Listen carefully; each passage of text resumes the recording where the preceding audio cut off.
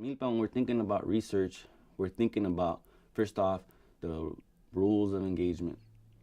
When folks come, the first thing is their title has to be put aside. We want them to come as themselves, as a relative, as a friend, as someone who's looking to have a relationship and a conversation long after the original meeting or gathering.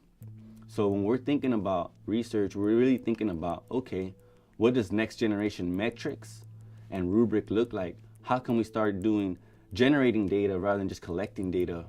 It's interesting because 3 years ago when we started our current project called the Teachers Democracy Project, we thought we'd jump right into participatory action research. We came here, did a training with CUNY, with Michelle and Maria, and we thought, well, we'll go back to Baltimore and get started with work on participatory action research. We're all geared up. We know we're all inspired by the training.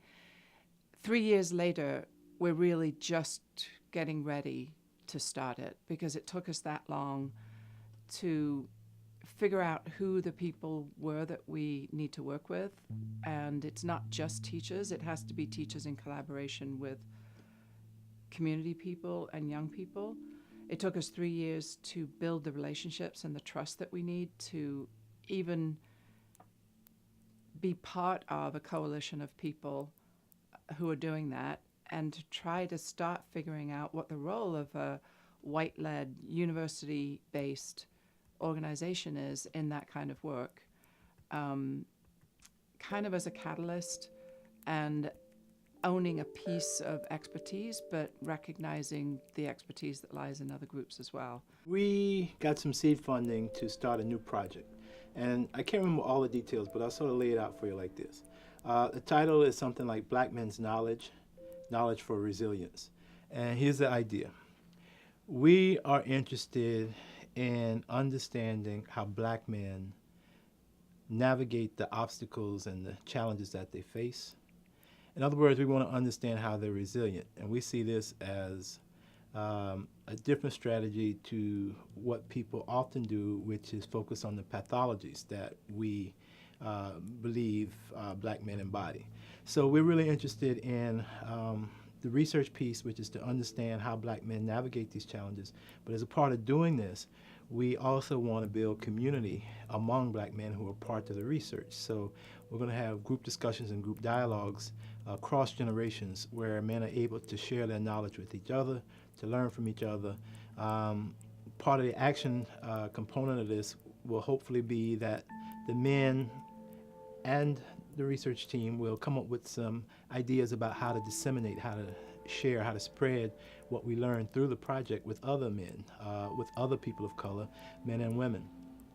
The research part of my work comes from the community engagement. So we ask the community to envision objects and artifacts from the future, to draw them, and then to create them. And in a sense, we think of them as activists and archivists from a future museum.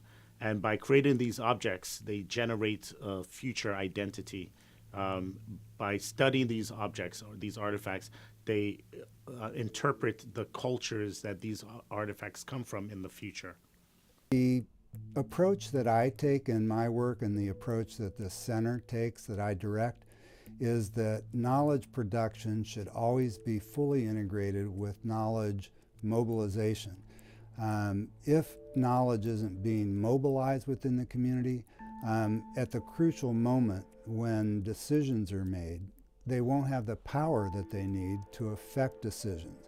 And people who think that decisions are made in legislatures or school boards or county boards of supervisors based on the strength of the argument or based on the rationality of the argument are just sadly mistaken. They just haven't observed enough. And what happens always at those moments of decision is power gets exercised. So if knowledge production isn't being linked to and deeply integrated with building real power, then it's not going to have any effect. So the work that we do is about always, from the very beginning, knowledge production is always linked to community mobilization.